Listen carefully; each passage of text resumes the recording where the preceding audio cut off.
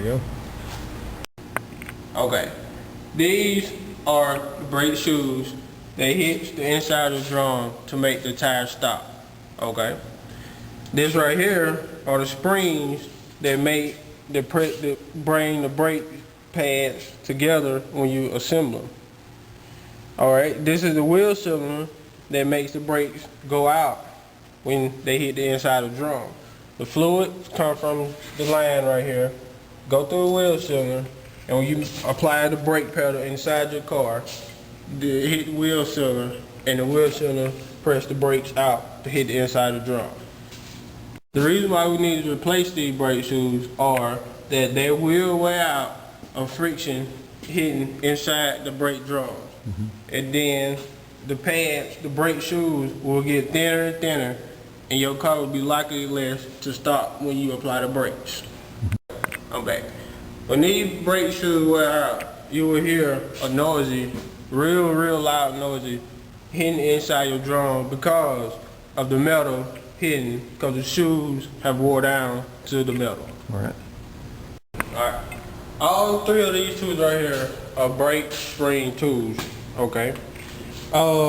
This one is the tool that you press your spring with to get the brake pads loose. Alright. This right here is brake spring pliers. As you see, or as you notice, that these are the same type of tools, but I prefer these right here because you have more leverage on them. This right here is a spoon. It adjusts your brakes right here. As you can see how it's working.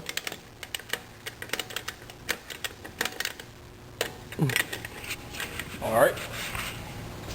Now, I'm going to disassemble the brake. This is a tool that you will need. As you can see, it has special ends on it. The purpose of it is to take the springs off right here. So, let's start off by popping these off.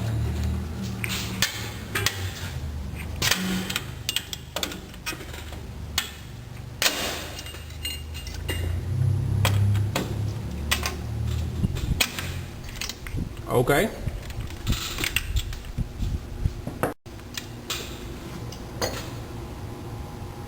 Alright, shooting. Okay. The next tool you will need would be the spring presser. This right here is used to press the spring in and pop one side of your brake shoes loose. Then you do the other side the same way.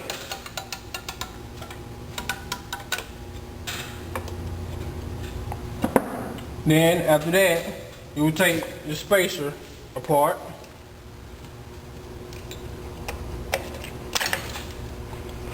And then your brakes are disassembled. Alright.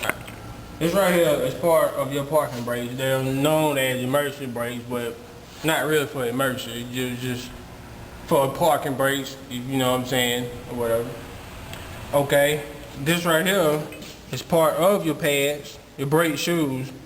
You have to disconnect this right here from your brake shoes by pressing this horseshoe little thing out and popping it off, and then putting more brake shoes on to put this back on, squeeze it back together, and make sure that it don't come off, because if it do, your pads might come off and you might have a little accident. This right here is your primary shoe. It goes towards the front of the rear tire. This right here is a secondary shoe. It go back towards the rear. As you can see, it have a longer pad on it.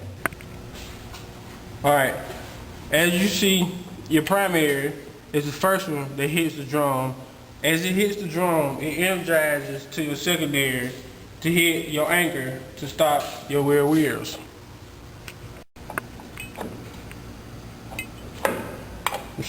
Okay, you use your spring pressure tool. There's a little one right here so you can see as you put the spring back on.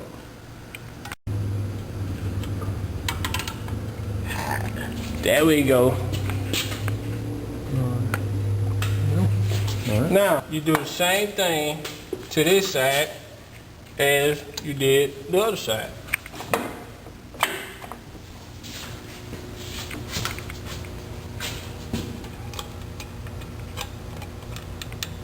Alright. Okay. Ta-da! This right here hits both of your pads when you apply your parking brakes.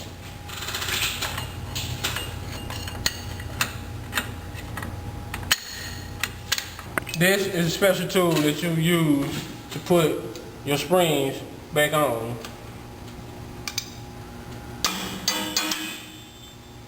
Alright. Alright, next step is to put this little plate in this hole. You have to make sure that it is real secure, that it won't move.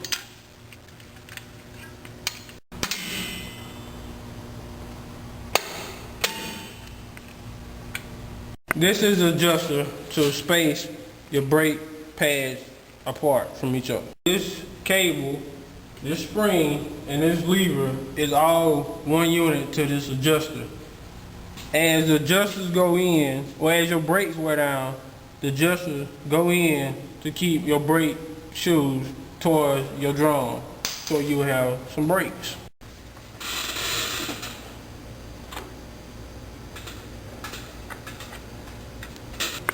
This is the wire, the cable that runs behind now, that catches down here at the bottom. Alright.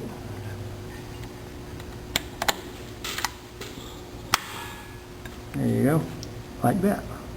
And this is a reassembled brake shoes. Alright.